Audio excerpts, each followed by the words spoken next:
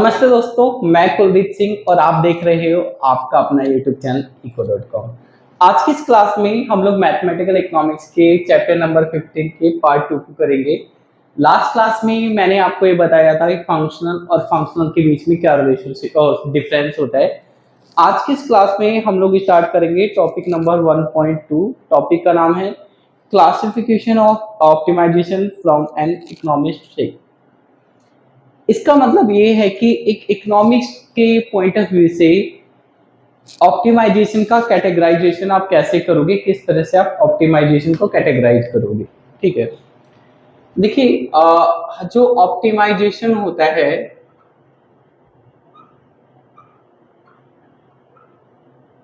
Optimisation को economist लोग दो पार्ट में डिवाइड करते हैं।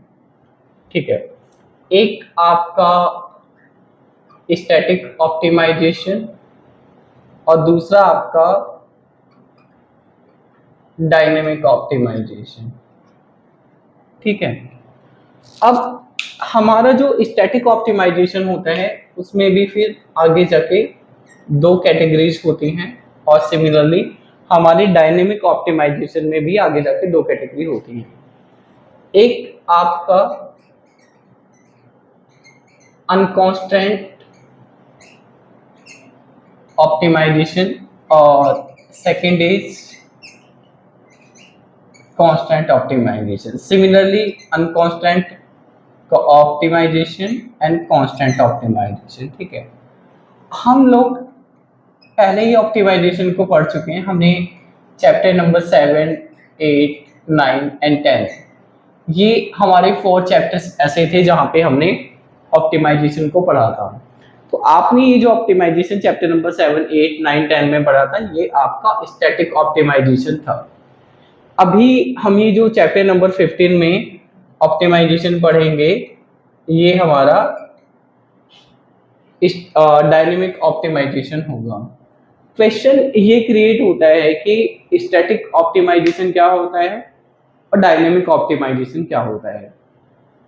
तो हम इसको एक एग्जांपल के हेल्प से समझते हैं। मान लीजिए एक मैन्युफैक्चरर है, ठीक है, ये आइसक्रीम का प्रोडक्शन करता है। ये जो आइसक्रीम बनाता है इसकी क्वांटिटी है और इसकी जो क्वांटिटी है वो आइसक्रीम है, वो फ्रूट आइसक्रीम है। फॉर एग्जांपल ये फ्रूट्स आइसक्रीम बनाता है। तो अब इसकी जो आइसक्रीम है वो फंक्शन है फ्रूट्स का। तो ये कुछ फ्रूट्स को यूज करता है in manufacturing of ice cream. For example mango, it is quantity of mango and it is quantity of banana and it is quantity of grapes for example। ठीक है, अब जब ये इन चीजों को बनाता है, ठीक है, इसका जो ऑब्जेक्टिव है वो आपको पता है। कोई भी प्रोड्यूसर अपने profit means pi is standing for profit here. कोई भी प्रोड्यूसर अपने प्रॉफिट को मैक्सिमम करना चाहता है। ठीक है, तो अब ये अपने प्रॉफिट को मैक्सिमम करना चाहता है। प्रॉफिट मैक्सिमम करने के लिए टोटल रेवेन्यू, टोटल कॉस्ट, ये सारी कैलकुलेशन भी ये करेगा। तो जब ये मैंगो को मार्केट से परचेज करने जाएगा, बनाना को परचेज करने जाएगा या फिर ग्रेप्स को परचेज करने जाएगा तो इसकी कुछ कॉस्ट भी आएगी। ठीक है, इसकी कुछ कॉस्ट भी आएगी। मान लेते हैं SP for example, it is sale price of ice cream, sale price of ice cream, IC means ice cream, और TP है फॉर एग्जांपल टोटल प्रोडक्ट। ठीक है, और CP है for example cost price vector. ये सारी चीजें ना यहाँ पे वेक्टर की फॉर्म में लिखी हुई है। ठीक है, सारी चीजें वेक्टर की फॉर्म में यहाँ पे लिखी हुई है। तो अगर ये अपने प्रॉफिट की कैलकुलेशन करता है,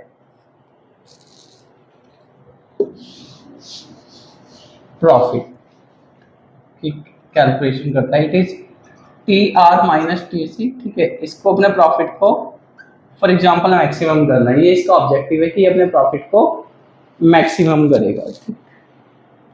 अब प्रॉफिट को मैक्सिमम ही करना चाहता है तो हम यहाँ पे कांस्टेंट ऑप्टिमाइजेशन का एग्जांपल ले लेते हैं, सब्जेक्ट टू कांस्टेंट। इसकी कुछ लिमिटेशंस भी हैं। वो लिमिटेशंस ये है, जैसे इसको कॉस्ट प्राइस है उसको ध्यान में रखना है, ठीक है। इसको अपनी कितनी कितनी क्वांटिटी प्रोड्यूस करनी है उसको भी ध्यान में रखना है। इसको अपनी सेलिंग प्राइस को भी ध्यान में रखना है, टोटल प्रोडक्ट को भी ध्यान में रखना है। ये सारी चीजों को ध्यान में रखना है, ठीक है। अब यहाँ पे यहाँ से ये ऑप्टिमाइजेशन प्रॉब्लम हो गई है।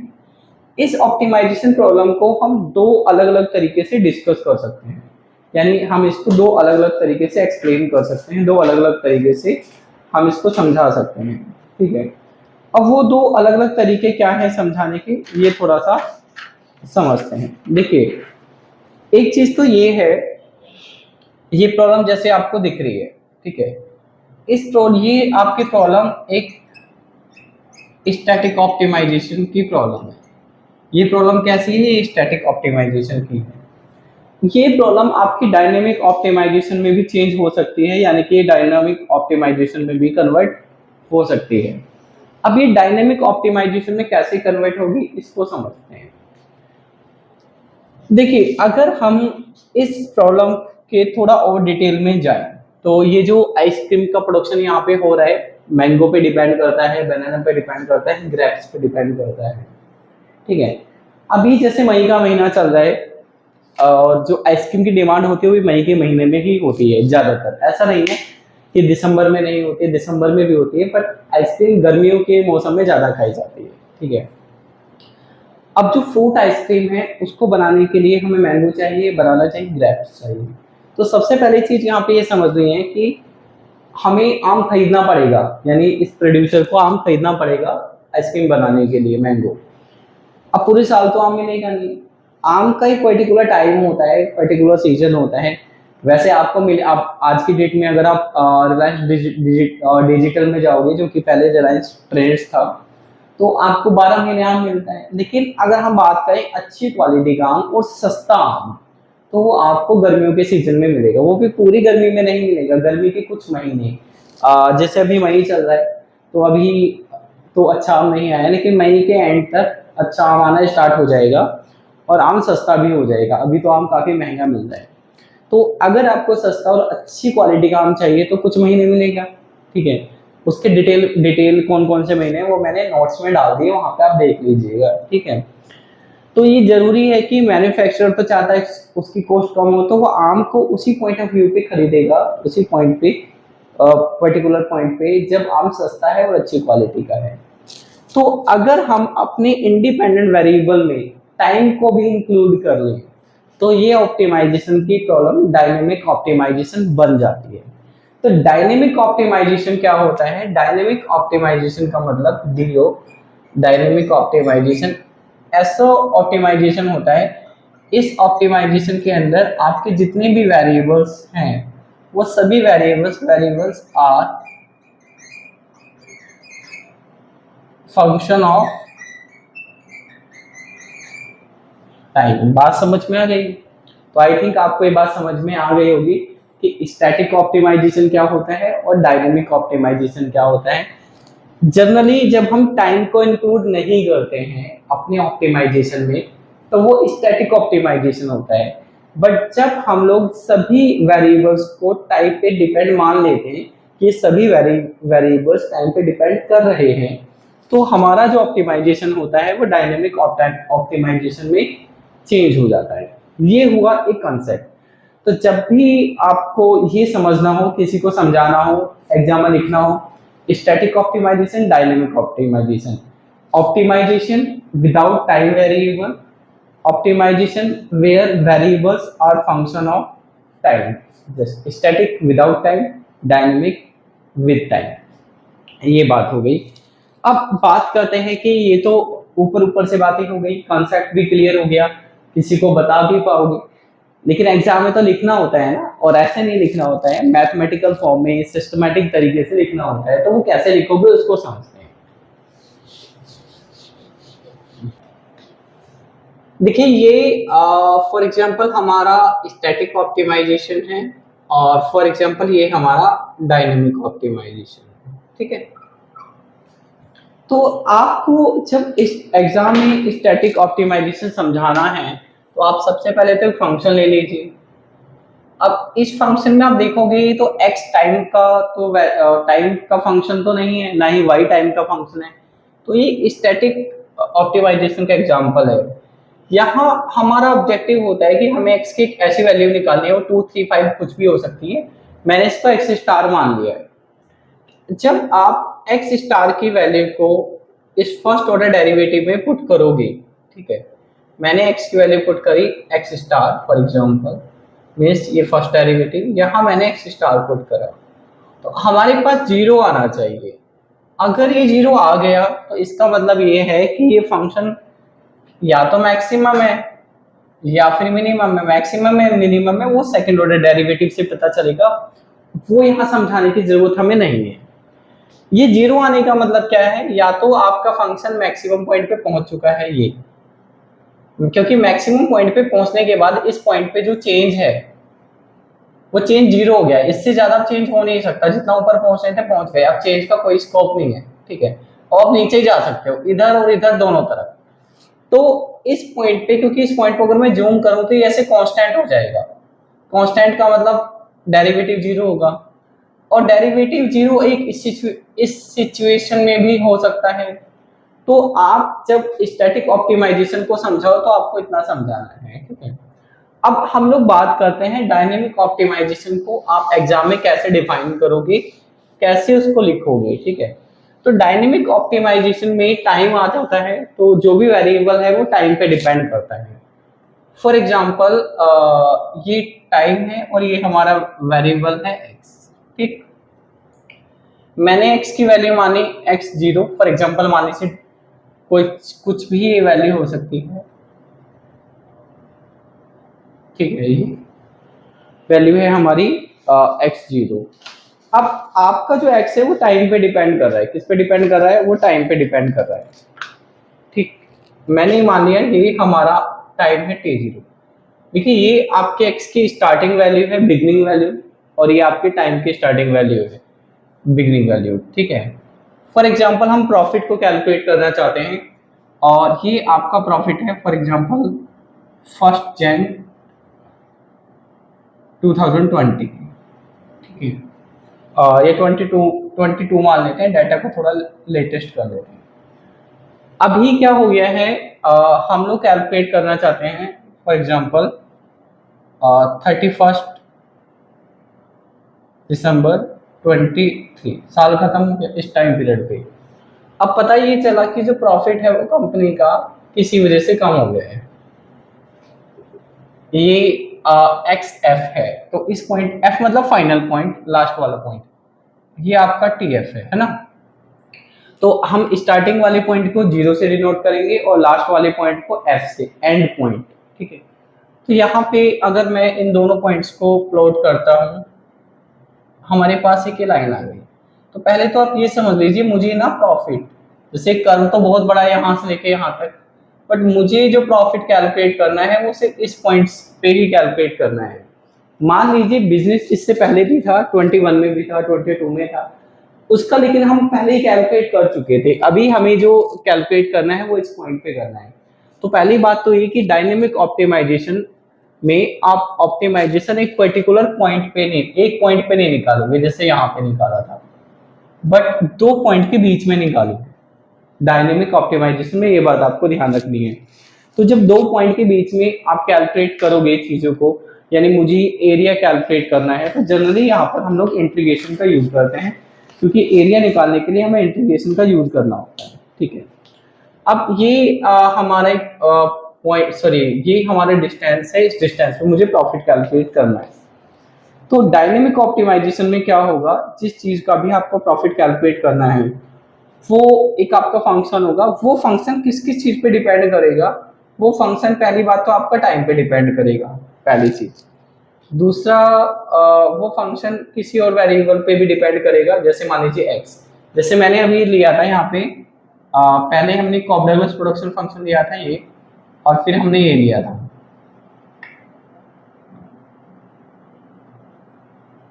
तो इसका मतलब यही यहाँ पे आपकी आपका जो आउटपुट है लेबर कैपिटल पे डिपेंड कर रहा है, पर किस पे डिपेंड कर रहा है, वो टी पे भी डिपेंड कर रहा है। तो आपका फंक्शन टी पे भी डिपेंड कर रहा है, और ये हो गया एक्स इंडिपेंडेंट वेरिएबल जैसे कि लेबर और कैपिटल के, और साथ में ये इसका डेरिवेटिव है। ये क्या है, इसका डेरिवेटिव है, मैं यहाँ लिख देता हूँ, x t is equal to derivative of x with respect to t. ये फंक्शन हमारा इन चीजों पे डिपेंड करेगा, टाइम पे भी, वेरिएबल पे भी, उस पे वेरिएबल पे भी डिपेंड करेगा। अब जैसे मुझे यहाँ पे मैक्सिमम वैल्यू फाइंड आउट करनी है, तो मुझे यहाँ पे जो एरिया निकालना है, ठीक है, उसके लिए मुझे इसका इंटीग्रेशन करना पड़ेगा, क्योंकि एरिया बिना इंटीग्रेशन को तो निकलेगा नहीं। तो आप लोग क्या करोगे, मान लीजिए हम यहाँ पे टी की वैल्यू ले लेते हैं, it is T0 and it is TF small f, ठीक है। अब ये जो वैल्यू है TF, ये कुछ हो सकती है, कुछ भी वैल्यू हो सकती है, हमें दी हुई हो सकती है एग्जाम में, बट फिलहाल यहाँ पे लिख लेते हैं। और ये है आपका फंक्शन T, आपका xt, और आपका x डैश t, ठीक है। ये तो एक सेकंड, मैं जरा एसी बंद करूँ, इसमें से पानी चू रहा है।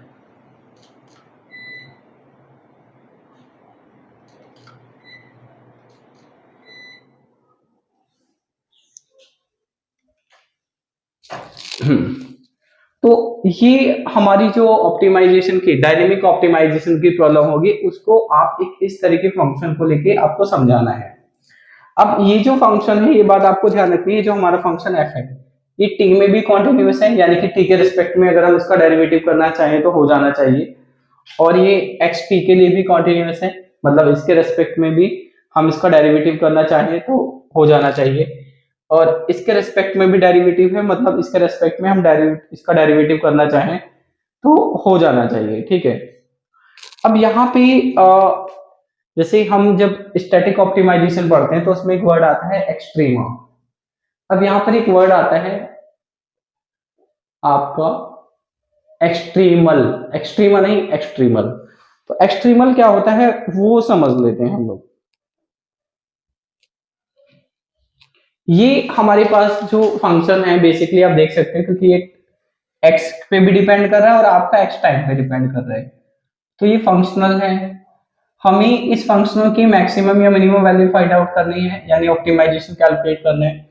तो इसको कैलकुलेट करने के लिए हमें कर्व की जरूरत होती है, ठीक है। जब हम इसकी मैक्सिमा या मिनिमम वैल्यू कैलकुलेट करना चाहते हैं तो हमें कर्व की जरूरत होती है, उस कर्व को हम लोग एक्सट्रीमल बोलते हैं। जैसे मैंने यहाँ पे इन दोनों पॉइंट के बीच में एक लाइन ड्रॉ करी, ये हमारा कर्व हो गया, ठीक है। ये लीनियर नॉन लीनियर हो सकता है, कैसे भी हो सकता है, वो सिचुएशन पे डिपेंड करेगा, ठीक है। तो आज की क्लास में हम लोगों ने ये समझा कि डायनेमिक स्टैटिक ऑप्टिमाइजेशन क्या होता है, डायनेमिक ऑप्टिमाइजेशन क्या होता है, दोनों के बीच में डिफरेंस क्या होता है। अब हम लोग ये समझेंगे कि जो आपका डायनेमिक ऑप्टिमाइजेशन है इसका यूज कहाँ होता है। तो देखिए, इसका यूज इकोनॉमिक्स में भी होता है, इंजीनियरिंग में भी होता है, और इकोनॉमिक्स की जो सब ब्रांचेज है, माइक्रो, मैक्रो, पब्लिक इकोनॉमिक्स, उन सभी जगह इसका यूज होता है, ठीक है। अब अगली जो चीज है वो चीज ये है कि जैसे हमने डायनेमिक ऑप्टिमाइजेशन पढ़ा, तो डायनेमिक ऑप्टिमाइजेशन में ये जो हमारे वेरिएबल्स होते हैं, ये वेरिएबल्स, कोई भी वेरिएबल है, तो आपके जो वेरिएबल है ना, कोई भी वेरिएबल, वो दो तरह के होते हैं। There are two type of variables. एक आपके कॉन्टिन्यूस वेरिएबल होते हैं, आपको पता है, दूसरे आपके डिस्क्रीट वेरिएबल होते हैं, ठीक है। तो दोनों ही वेरिएबल होते हैं। हम जब डायनेमिक ऑप्टिमाइजेशन को पढ़ते हैं तो कॉन्टिन्यूस वेरिएबल के केस में भी पढ़ते हैं, डिस्क्रीट वेरिएबल के केस में भी पढ़ते हैं। जैसे कि हमने डिफरेंशियल इक्वेशन पढ़ी थी कॉन्टिन्यूस वेरिएबल के लिए, डिफरेंस इक्वेशन पढ़ी थी डिस्क्रीट वेरिएबल के लिए। तो अपना आप आगे जाके, क्योंकि सिर्फ अभी तो पढ़ाई कर रहे हैं, पढ़ने के बाद जब आप बतौर इकोनॉमिस्ट इन चीजों को यूज करोगे प्रैक्टिकल लाइफ में, तो हमें ये पता होनी चाहिए कि हमें सिचुएशन को देख के पहले तो ये समझ पाए कि ये डिस्क्रीट डायनेमिक प्रॉब्लम है या फिर कॉन्टिन्यूस डायनेमिक प्रॉब्लम है। तो इन दोनों का एक एक एग्जाम्पल समझेंगे हम लोग, और उसके बाद फिर आगे चलेंगे। तो जो एग्जाम्पल है डायनेमिक ऑप्टिमाइजेशन का, यानी कि एक कॉन्टिन्यूस वेरिएबल के केस में और एक डिस्क्रीट वेरिएबल के केस में, उसको नेक्स्ट क्लास में डिस्कस करते हैं। Till then goodbye, take care.